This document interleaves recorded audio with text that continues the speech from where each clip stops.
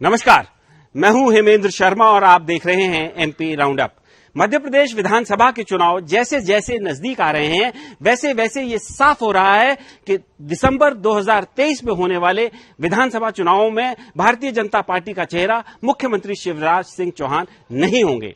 Bharatiya Janata party धीरे धीरे ये साफ कर रही है कि शिवराज सिंह चौहान की जगह पर यह चुनाव प्रधानमंत्री नरेंद्र मोदी के चेहरे पर लड़ा जाएगा। और प्रधानमंत्री नरेंद्र मोदी के पिछले दिनों मध्य प्रदेश में एक के बाद एक कई विजिट्स हुए हैं। सबसे पहले वो भोपाल आए जब उन्होंने रानी कमलापति रेलवे स्टेशन का नामकरण और उद्घाटन किया। उसके बाद चीतों को लेकर कूनो आए और उसके बाद उज्जैन आए जहां पर महाकाल लोक का लोकार्पण हुआ।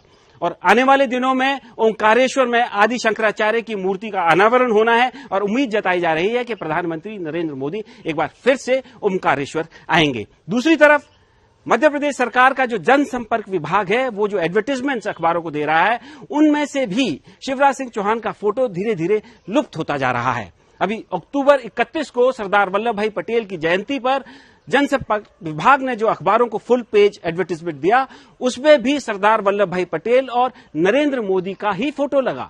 शिवराज सिंह चौहान का फोटो उस एडवर्टाइजमेंट से पूरी तरह से गायब था, हालांकि वो उस फंक्शन की अध्यक्षता कर रहे थे।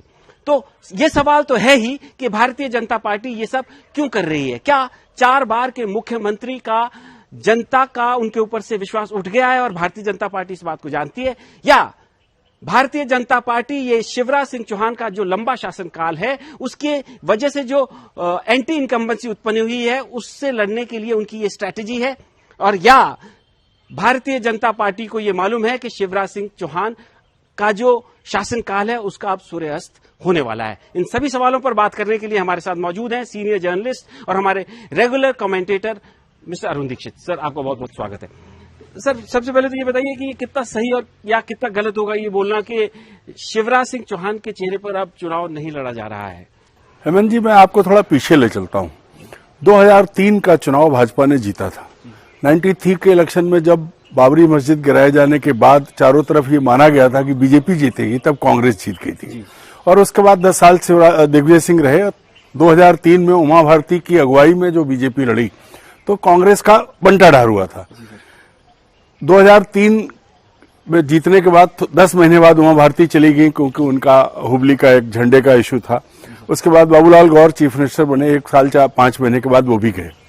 उस वक्त शिवराज सिंह चौहान दौड़ में नहीं थे, लेकिन अचानक प्रमोद महाजन की कृपा से वो मुख्यमंत्री बने और उनकी अगुवाई में फिर 2008, 2013 और 2018 का चुनाव हुआ।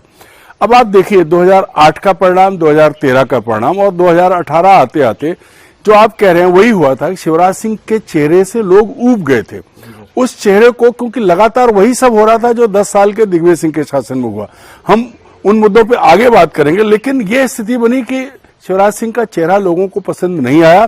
उसका परिणाम क्या हुआ कि 2018 में भाजपा चुनाव हार गई। भाजपा के चुनाव हारने के बाद किस तरह से दोबारा सरकार आई है और जो कांग्रेस कहती है खरीदी गई है, जो भी हो, तब जब शिवराज सिंह को मुख्यमंत्री बनाया गया तो शिवराज सिंह चेहरा नहीं रहे। शिवराज सिंह सिर्फ मोहरा है। मोहरा वो है जिसको जो कहा जा रहा है वो कर रहे हैं। अब जो विज्ञापन की बात है और जो वही अभी ग्वालियर आए थे 16 तारीख को गृह मंत्री, उन्होंने वहां कहा, साफ कहा उन्होंने कहा कि मोदी के चेहरे पर वोट दीजिए। 31 अक्टूबर के विज्ञापन में अगर शिवराज सिंह का फोटो छापने से परहेज है, उनकी अपनी सरकार के पैसे से विज्ञापन छपा है, आप स्टेट में छपा है, इससे ज्यादा बड़ा संकेत नहीं हो सकता। दूसरी चीज जो है, जो आपने कहा कि नरेंद्र मोदी और अमित शाह, इन लोगों ने जो आज तक के संकेत हैं, जो परिस्थितियां हैं, उससे साफ है कि अपने हाथ में कमान ले लिए। उन्होंने बुलाया नहीं, वो खुद आए हैं। चाहे वो कमलापति रेलवे स्टेशन का उद्घाटन हो, चाहे वो चीते छोड़ने हो, चाहे महालोक का लोकार्पण करना हो, चाहे हिंदी मेडिकल हिंदी के उसका सिलेबस का करना हो, चाहे एक एयरपोर्ट पर जाके एक नए शेड का वो करना हो। दोनों अमित शाह और नरेंद्र मोदी लगातार मध्य प्रदेश पे नजर रखे हुए हैं।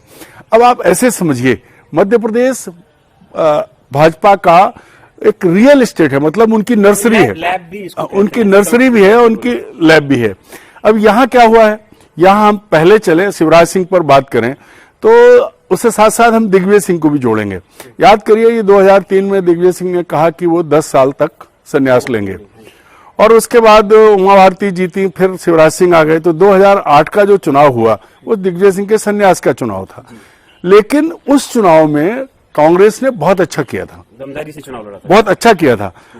2 गुने विधायक जीते थे 2003 की तुलना में, और 3 गुने सांसद जीते थे। 12 सांसद चुने गए थे कांग्रेस के 2009 में। 2013 आया, तब भी संन्यास चल रहा था, और शिवराज सिंह और दिग्विजय सिंह की मित्रता भी बड़ी साफ थी। उसके बाद भी जो कुछ हुआ वो आज पूरा कांग्रेस का जो शीर्ष नेतृत्व है मध्य प्रदेश का, वो सब जानता है। बड़ा आराम से शिवराज सिंह चुनाव जीत गए, कांग्रेस फिर हार गई। 2018 आते आते शिवराज सिंह का तीसरा टर्म आ गया, दिग्विजय सिंह का वनवास खत्म हो चुका था। 2018 के चुनाव में दिग्विजय सिंह कहां थे? उन्होंने गांव गांव घर घर जाके लोगों को एकजुट करने की कोशिश की। उनकी जो कोशिश थी, उनके बड़े भाई जैसे मित्र कमलनाथ चुनाव लड़ रहे थे, तो पूरी परिस्थितियां बदल गईं। और कांग्रेस भले ही बहुत बहुमत नहीं मिला, लेकिन कांग्रेस ने हरा दिया। तो ये जो मित्रता वाला भाव चल रहा था वो 2018 में खत्म हो गया। अब सर वो भाव जो है अभी है या अभी खत्म है पूरी तरह से? और क्या बीजेपी की जो सेंट्रल लीडरशिप है ये जानती है इस बात को कि वो मित्रता का भाव अब खत्म हो गया, इसलिए इनका जीतना संभव नहीं? वो तो भाव 18 में ही खत्म हो गया था। उसके बाद जिस तरह से खरीद फरोख्त के आरोप लगे और जैसे सरकार बदली गई, उसके बाद अब अगर ऐसा भाव बचा रहता है तो दिग्विजय सिंह खुद तो कह चुके हैं कि वो अगला उसके बाद आध्यात्म की ओर जाएंगे, लेकिन वो अपने पुत्र के भविष्य को लेकर जितने चिंतित थे वो अंधकार में हो जाएगा अगर दिग्विजय सिंह का मित्रता भाव इसी तरह से चला। और उसके साथ साथ कमलनाथ शिवराज सिंह का भी हो जाएगा, क्योंकि अब ये एक्सपोज हो चुका है, पूरा का पूरा मामला एक्सपोज हो चुका है ये किस तरह काम कर रहे हैं। एक दूसरी चीज जो मैं कहना चाहता हूं, शिवराज सिंह का चेहरा क्यों नहीं? शिवराज सिंह जैसे ही मुख्यमंत्री बने थे सबसे पहले डंपर घोटाला आया, उसके बाद जो है फिर बहुत बड़ा घोटाला व्यापम घोटाला आया जिसपे अंतर्राष्ट्रीय स्तर पर राज्य की बदनामी हुई। उसके बाद फिर माइनिंग घोटाला आया। उसके बाद किसी भी घोटाले में मतलब कन्विक्शन तो कहीं पे भी नहीं हुआ, एक्यूज्ड भी कहीं नहीं बने, डंपर स्कैम में भी कुछ नहीं हुआ, व्यापम में भी कुछ नहीं हुआ। तो ये बात तो ये मतलब कह ही सकते हैं कि हमारे ऊपर ये मतलब सिर्फ एलिगेशन। अब देखिए, इसके लिए मैं सिर्फ इतना कहूंगा कि कोर्ट्स में जो जांच करके कौन पेश कर रहा है? इन्हीं की एजेंसीज हैं। सीबीआई कर रही है, ईडी क्या कर रही है, सीबीआई क्या कर रही है, कहां क्या हो रहा है, ये आप और हम सब देख रहे हैं। आरोप तो तय हो और सजा मिले वो एक अलग पक्ष है, उसी से माना जाता है, लेकिन जमीनी हकीकत तो सब जानते हैं। 50 से ज्यादा लोग मारे गए।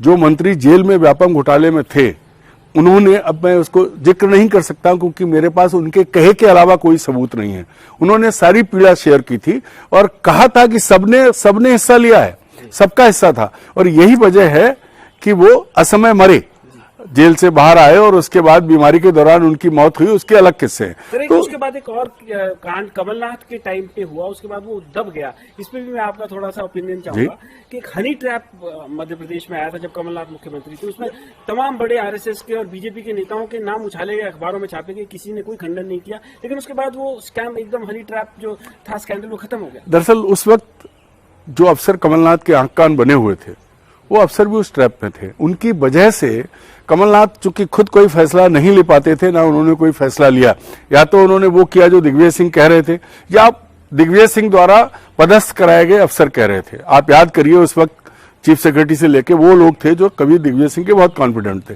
और इसी वजह से इंदौर के एक अखबार वाले को नेस्तनाबूद कर दिया गया क्योंकि उसके पास सारे सबूत थे। अब ये अलग बात है कि इधर एक अफसर फंस रहा था और उधर पूरी बीजेपी थी। तो जब पहली बार आप लगातार सुनते हैं चोर चोर मौसेरे भाई, तो दोनों। मेरा सवाल ये है सर आपसे कि क्या एक अफसर की वजह से पूरी बीजेपी को छोड़ दिया गया? अपना स्वार्थ है। कमलनाथ भी बहुत ज्यादा दूध के धुले नहीं हैं और बहुत सारी चीजें उनसे भी जुड़ी रही हैं, तो ऐसे कमजोर मुद्दों पर दोनों एक हो जाते हैं। कई चीजें देखिए ना। सवाल बड़ा थोड़ा काल्पनिक है कि मान लिया जाए जैसे भारतीय जनता पार्टी की स्ट्रेटेजी, जैसे आप भी कह रहे हैं कि ऐसा लग रहा है कि ये चेहरा तो अगले चुनाव में नहीं होंगे शिवराज सिंह चौहान। मान लीजिए भारतीय जनता पार्टी अपनी स्ट्रेटेजी में कामयाब हो जाती है और भारतीय जनता पार्टी चुनाव जीत जाती, तो क्या शिवराज सिंह चौहान अगले मुख्यमंत्री होंगे कि नहीं होंगे? नहीं होंगे, क्योंकि अभी भी आज जो परिस्थितियां हैं, मैं आपको एक दूसरी बात बताता हूं। बीजेपी बहुत सोच समझ के, और पहले की बीजेपी, हम पुराने आपको ले चले, दिल्ली में इन्होंने बदलाव किया था। 3 महीने पहले सुषमा स्वराज को दिल्ली का मुख्यमंत्री बनाया था और उसका परिणाम यह हुआ था कि 15 साल शीला दीक्षित दिल्ली की मुख्यमंत्री रही। बीजेपी को दिल्ली में उसके बाद आने का मौका नहीं मिला।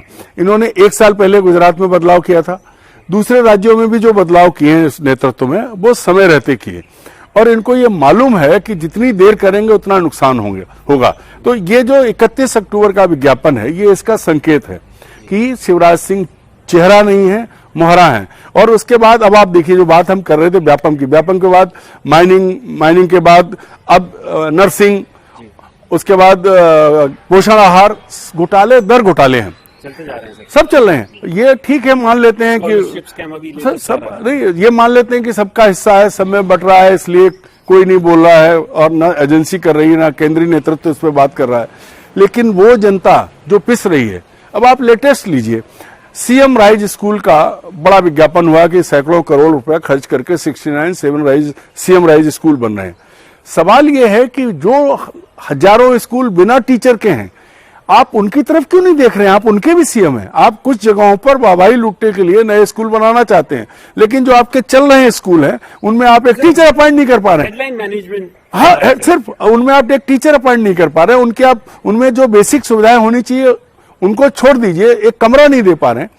आप क्या दिखाना चाहते हैं? तो वो जो लोग हैं जो भुगत रहे हैं, जिनके यहाँ स्कूल पे छत नहीं है, वो सीएम राइज का 2 पन्ने का विज्ञापन देखते हैं तो उन्हें समझ में आता है कि उनके साथ धोखाधड़ी हो रही है। और एक और बड़ी चीज जो मुख्यमंत्री कह रहे हैं, लगातार इन्होंने बड़ा दावा किया था कि हमने बलात्कारियों को फांसी दिलाने का कानून बनाया, बड़े बड़े बातें की थी। आज भी अखबार में छपा है 4 साल की बच्ची के साथ सामूहिक बलात्कार हुआ है।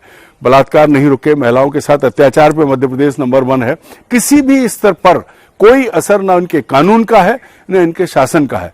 अगर शासन मजबूत हो तो अपराधी कुछ नहीं कर सकते। आप मकान तोड़ते हैं तब आप ऐसा माहौल क्यों नहीं बना पाए कि बलात्कारी की उस व्यक्ति की हिम्मत ना पड़ेगी किसी महिला की तरफ या किसी बच्ची की तरफ निगाह उठा के देख ले, वो क्यों नहीं कर पा रहे हैं? जो आपने तथ्य सामने रखे उससे तो ये साफ प्रतीत होता है कि सरकार जो है इनइफेक्टिव है, कर नहीं पा रही है कुछ। लेकिन उसका रिजल्ट तो 2023 में जो चुनाव होंगे उसमें आएगा।